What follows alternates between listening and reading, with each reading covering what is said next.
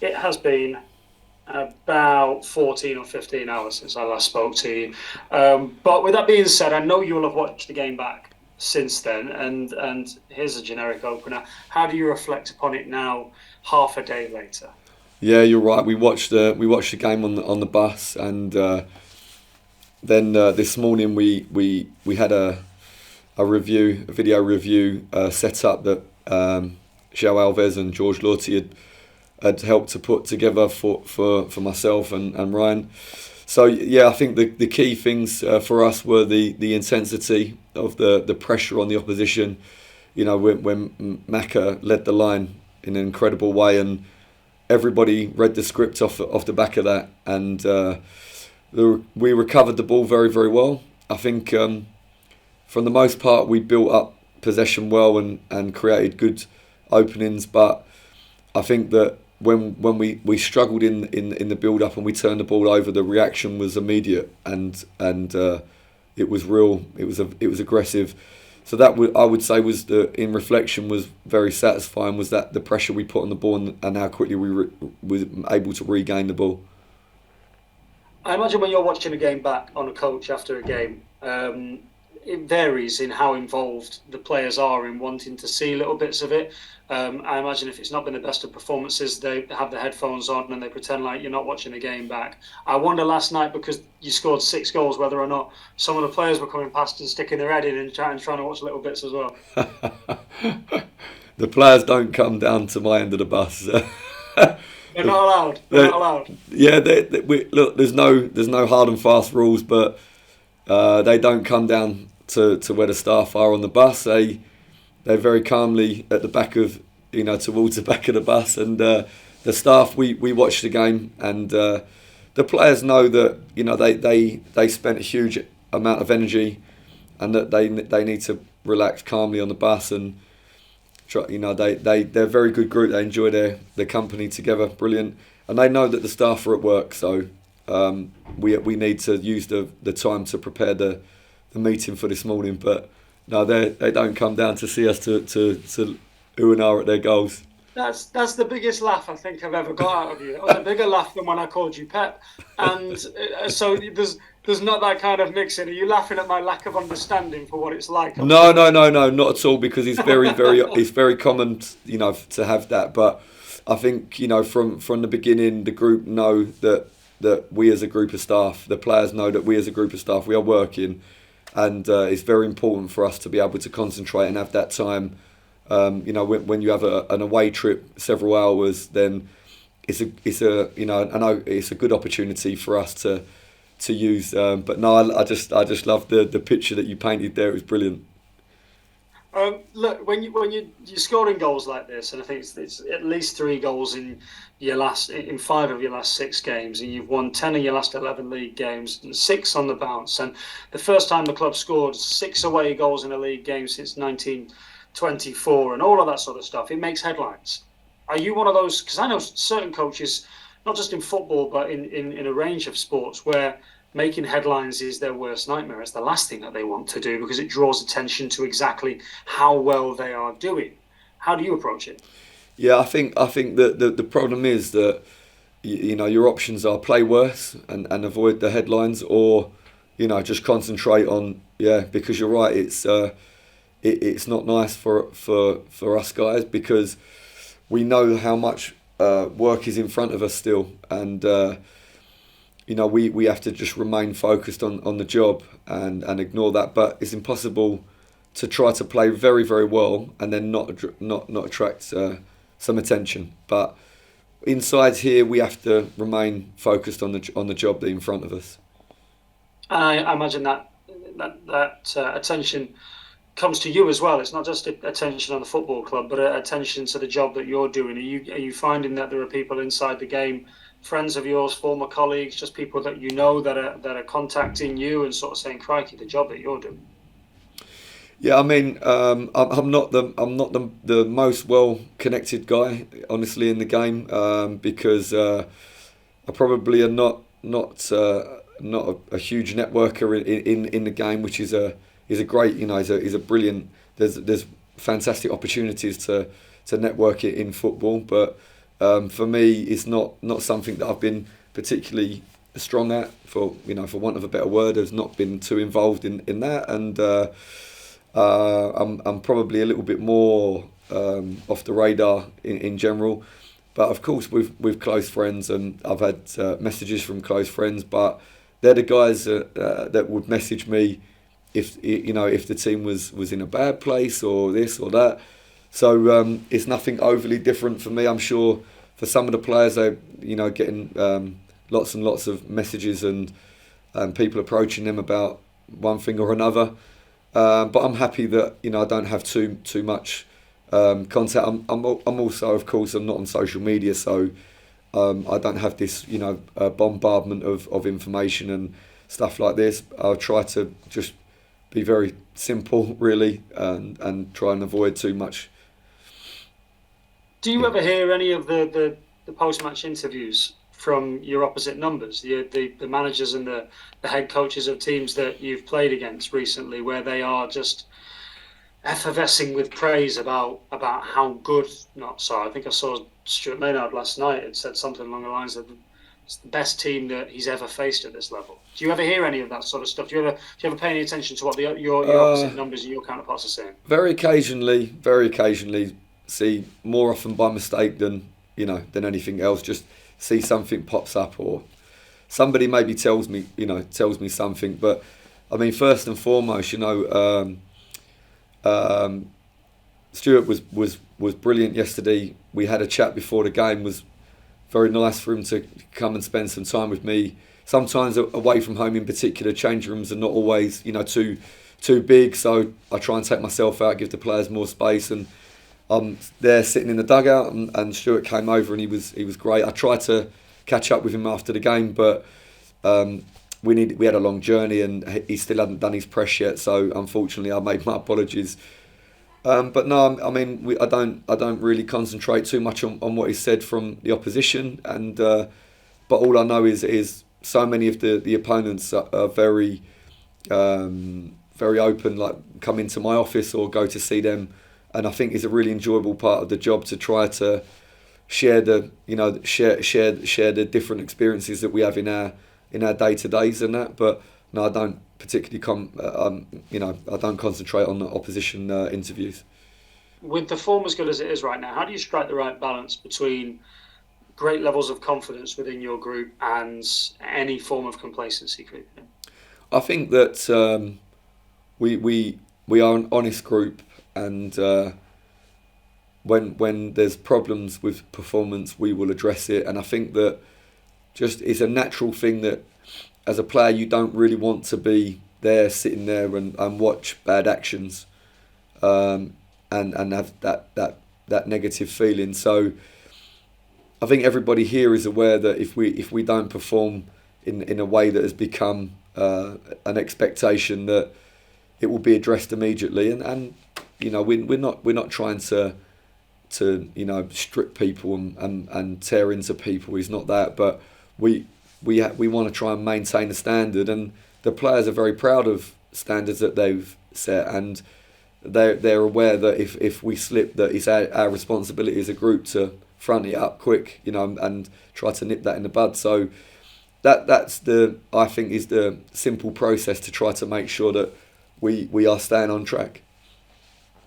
There is a feeling amongst the Notts fan group that Notts owe Torquay one, and it's all from before your time at the football club. But they knocked him out of the playoffs a couple of seasons ago. They smashed him 5-1 or something. I can't remember what it was now, but it was horrendous at Playmore in the second half of last season. Does that transfer to the group? Are you aware that the fans weirdly looking at this? It's almost a little bit of a rivalry, despite the fact that you're miles and miles and miles apart? I wasn't overly aware. I'm happy that there's a rivalry there, and we're going to need that type of energy because Gary Johnson is somebody I respect a lot, and he has like 9 promotions or something. He's an incredible manager, amazing, and I know plenty of players that have played for him, and he will motivate his team, and he will have a game plan, and I'm taking nothing for granted at all. And if there is some type of needle between, I'm actually really pleased with that, because hopefully that will help us. And I'm sure one or two of the players must be involved in some of these games that you're speaking about, and I hope they use that as well as motivation to make a good performance. So that's actually encouraging for me. And some of them have played on both sides of it. You know, Kyle Cameron and Aaron, the man, having been at Torquay, they've experienced it on both sides. You glance at the league table though, and it's been a funny season for Torquay. In that so far the bottom of the table, not so top of the table. Of course, everybody's just going to expect one thing there. How do you ward off that? Well, there's the shaking of the head. How do you ward that off?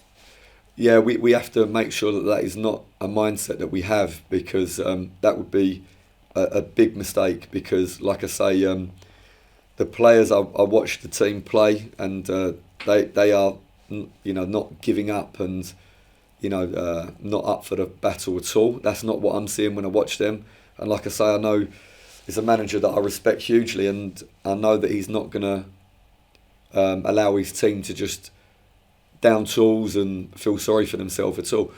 And I'll be making that extremely clear to the squad, that we have to, and it is actually helpful for us to have two players in the squad that know how the dressing room is going to be in across the corridor, and is going to be ready to do battle and try to come and give us a huge problem. Thanks for your time, mate. Appreciate it. You're very welcome. Thank you. Get some sleep. Yeah, you too. Hi, Luke. I've looked back at the goals yesterday, and one thing that stood out for me was for Macaulay's first goal of the opener. I know we spoke briefly before everything was recorded that you were keen on Ruben playing that ball into Macaulay in between the defenders. You were keen on doing that, and then watching this celebration, the first thing that Ruben does is point straight to the bench and straight to you. How pleasing is it for you that the players are appreciative of the work that you're putting in on the training pitch and it coming off in a match situation?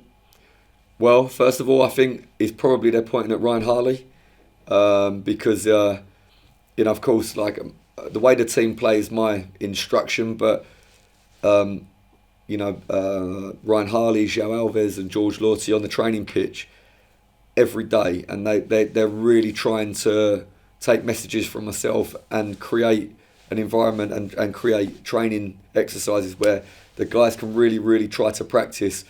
It's difficult skill, to try and create like a similar action to the one that you see in the game when it's live and it's quick and you've got a real opponent. To try and create that same thing in the training ground is tough, and I think that the gesture is towards Ryan, I'm sure, because he spends a lot of time really trying to create this type of thing, and I was really happy because I've seen the guys really working on this action, and it was delivered brilliantly. So that's just a very satisfying feeling for the team on the pitch, and the team off the pitch to really feel like they created something together is brilliant.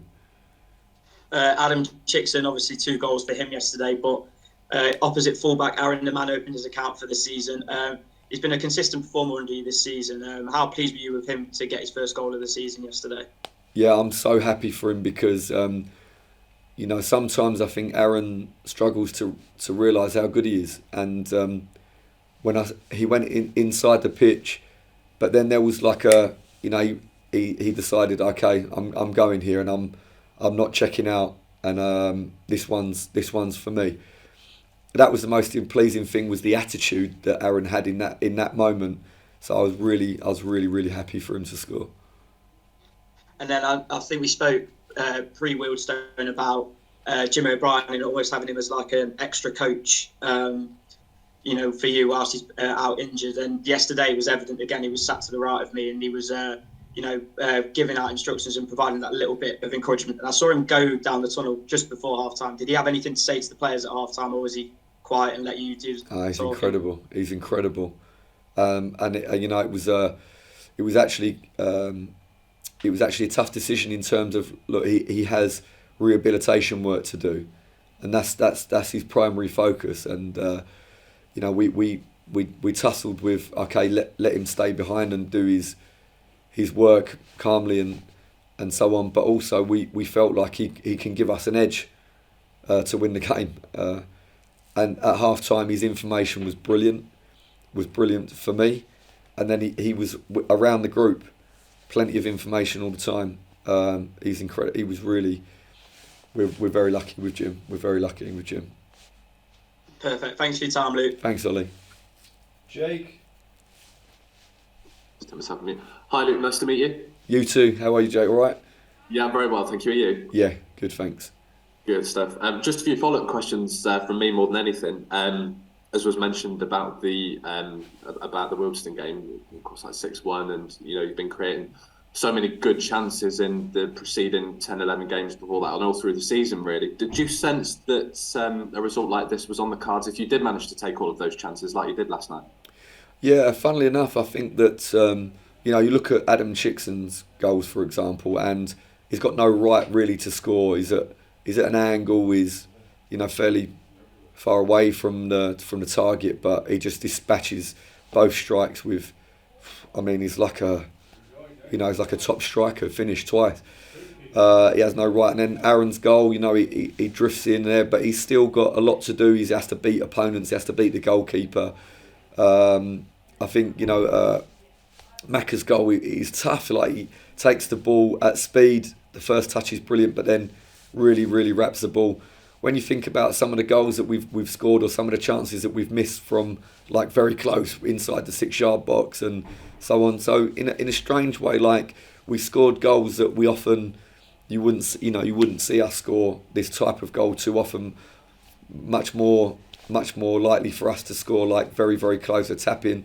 So it was interesting, but yeah, we've created very good chances in games, and in this particular game, I think we did create some very good chances, very, very close to the goal that probably we missed, but we took the ones that were more tough. And so I think when we have that quality and that ruthlessness in our game, then we can score 6 goals like this. But I wouldn't expect us to be able to repeat these type of goals too frequently. And you mentioned at the very start there about one name in particular, Adam Chickson. 2 more last night. Does he work on finishing a lot in training? And what have you made of his goal contributions to the squad this year?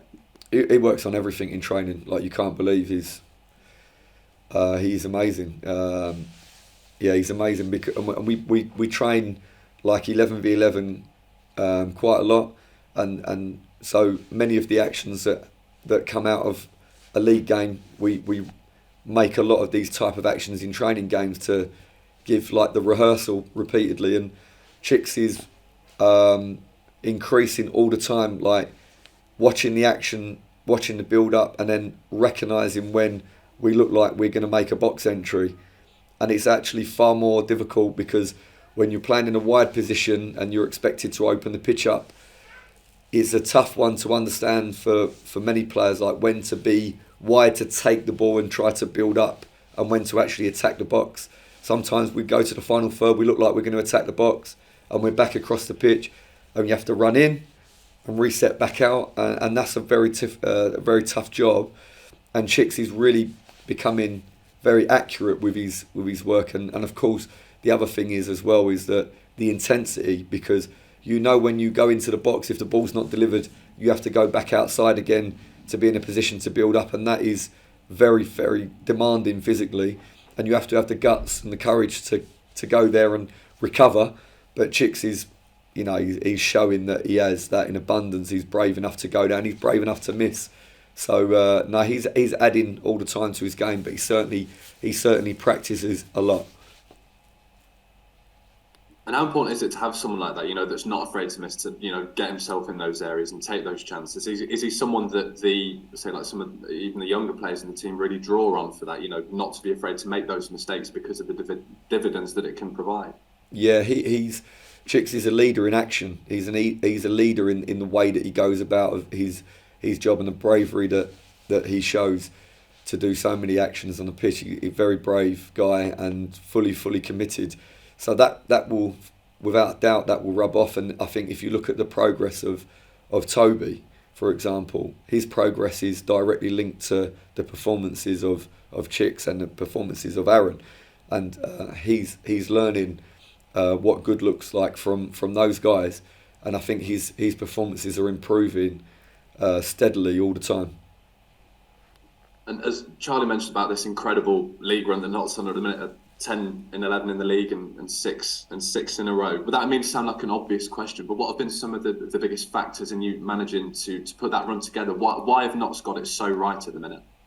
The players, that's really the very simple answer, is that the guys are committing to their training, they're committing to concentrating in meetings that can be difficult because you're exhausted, and we all slept only a few hours last night, I'm sure, because after the adrenaline of the game, even when you get back and late and you're tired, sometimes it's really very, very difficult to sleep, but they're back in early. They need to concentrate on the meeting because it's crucial information for us to develop as a group, and then some of the players have to go to the training ground and train, and they're tired, but it's those guys committing to their work and to each other that is giving them at the moment some success, and it's a question of maintaining that level of intensity and effort. Sure, and forgive me if you've been asked this in previous press conferences before, but as the table continues to take shape, now it's 10 to 15 games, you get a good idea of how a team season is going to look, or get a real sense of where they're going to be. Do you take note of the table at this stage, or do you just keep focusing on the next game and taking it a step at a time? No, because we are so far away from the end. It's almost pointless to look, and of course we know one thing is that if we keep winning, we stay where we are. We know that is the only thing we can control in this stage of the season, is to keep winning games, and we know the teams close to us for sure are very, very good and are going to continue to win plenty of games as well. So at this stage, we just really need to focus on what has put us here in the first place. Sure thing. And just a final couple, of course, as mentioned, Torquay up next, and Gary Johnson. What kind of game are you expecting from Torquay, and what kind of threats does a Gary Johnson side pose from your experience? I think the threats are that if you're not at your top of your game, you get steamrolled, because they will be aggressive, they'll be well organised and well motivated, and if you show weakness, then him and his team will sniff it out. That's what I've learned over the years with Gary. So yeah, we have to make sure that we're completely focused for the game. I know it's only been a handful of hours since last night, and the players, like you said, be back training and recovering. But is there any team news ahead of the game on Saturday? No, I think other than the obvious thing that we have a suspension. Other than that, nobody picked up anything significant. We have sore bodies, of course, and tired minds, but that's to be expected. But nothing out of the ordinary with regard to that. Great stuff. And just finally, like you said there about the tired minds and the bodies at a moment like this, and after quite an intense run, just how important does depth become at a time like this? When you are playing Saturday, Tuesday, seemingly every week at the moment. Yeah, well, I think that we saw some guys coming off the bench that are very, very good players and done well, and the likes of Ed Francis is still without any minutes. Cairo Mitchell didn't get any minutes. Two very, very good players. So I think it would be unfair of us to complain about the squad that we have, the quality we have. We had Joel Taylor and Kevin Castro didn't travel with the squad. Two very, very good players. Last time out, Joel had a brilliant assist in the game, and Kevin has already shown us, with his spectacular free kick, and then the next game he hit the crossbar from similar position. So talented player. So yeah, it would be unfair for us to complain about the squad at the moment, and we are going to need all of the players for sure in this very, very busy schedule.